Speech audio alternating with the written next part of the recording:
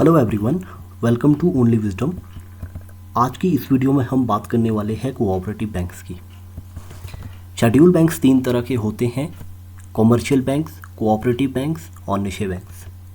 Last video तक इसी series में हमने कॉमर्शियल बैंक्स और उसके डिफरेंट टाइप्स को कवर किया था। आज की वीडियो हमारी होने वाली है कोऑपरेटिव बैंक्स पर। तो आइए जान लेते हैं कोऑपरेटिव बैंक्स क्या होते हैं। कोऑपरेटिव बैंक्स नाम से ही पता चलता है कि ये जो बैंक्स होते हैं ये बेसिस ऑफ कोऑपरेशन मतलब सहयोग के आधार पर चलते हैं।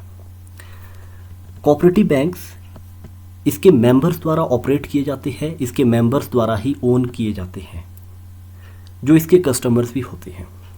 फॉर एग्जांपल, कोई एक प्रोफेशनल कम्युनिटी है या किसी टाउन में रहने वाले कुछ एक मर्चेंट्स है, वो अपनी फाइनेंशियल या बैंकिंग नीड्स को पूरा करने के लिए बैंक्स को इस्टेब्लिश करते हैं कोऑपरेशन के बेसिस पे, तो वो एक कोऑपरेटिव बैंक्स कहलाएगा।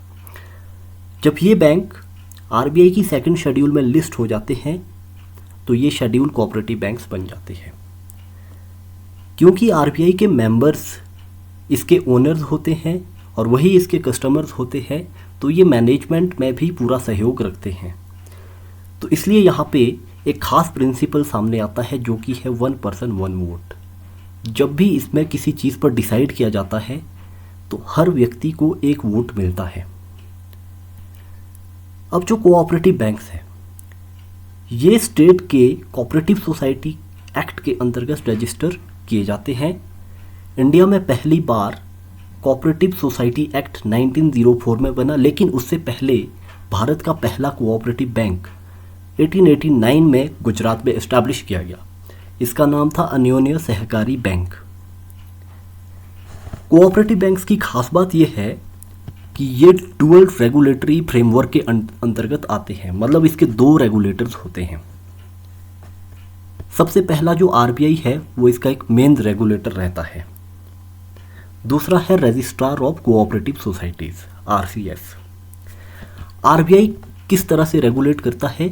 आरबीआई कोऑपरेटिव बैंक्स के बैंकिंग एस्पेक्ट्स को रेगुलेट करता है, जबकि जो रजिस्ट्रार ऑफ कोऑपरेटिव सोसाइटी है ये इसके मैनेजमेंट रिलेटेड एस्पेक्ट्स को रेगुलेट करता है। कोऑपरेटिव बैंक्स के इंस्पेक्शन और सुपरविजन का काम नाबार्ड का होता है, जो कि कोऑपरेटिव सोसाइटी की अपेक्स बॉडी भी है। और ये पावर इसको सेक्शन 35 की क्लॉज 6 के अंतर्गत दी गई है बैंकिंग रेगुलेशन एक्ट 1949 की। अब बात करते हैं कि इन कोऑपरेटिव बैंक्स का स्ट्रक्चर क्या रहता है। देखिए, कोऑपरेटिव बैंक्स दो तरह के होते हैं, अर्बन कोऑपरेटिव बैंक्स और rural cooperative banks. Urban cooperative banks मतलब जो सिटी अर्बन एरियाज या सेमी अर्बन एरिया में ऑपरेट करते हैं, ये दो तरह के होते हैं, शेड्यूल बैंक्स और नॉन शेड्यूल बैंक्स। जो शेड्यूल बैंक्स है ये सिंगल स्टेट या मल्टी स्टेट हो सकते हैं। सिंगल स्टेट मतलब जो एक ही स्टेट के अंदर ऑपरेट करते हैं वो होते हैं सिंगल स्टेट, और दूसरे होते हैं मल्टी स्टेट मतलब एक से ज़्यादा स्टेट्स के बीच ये ऑपरेट करते हैं। अब जो इसका दूसरा जो टाइप्स है वो है rural cooperative banks. Rural cooperative banks दो तरह के हैं, एक जो शॉर्ट टर्म क्रेडिट प्रोवाइड करते हैं, दूसरा जो लॉन्ग टर्म क्रेडिट प्रोवाइड करते हैं।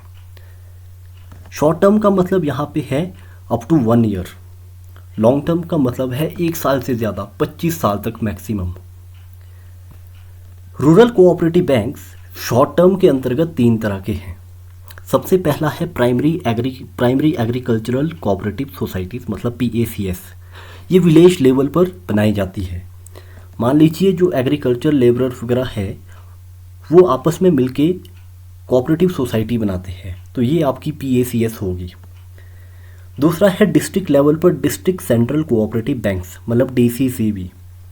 और जो तीसरा शॉर्ट टर्म के लिए रूरल कोऑपरेटिव बैंक्स है वो होते हैं स्टेट कोऑपरेटिव बैंक्स।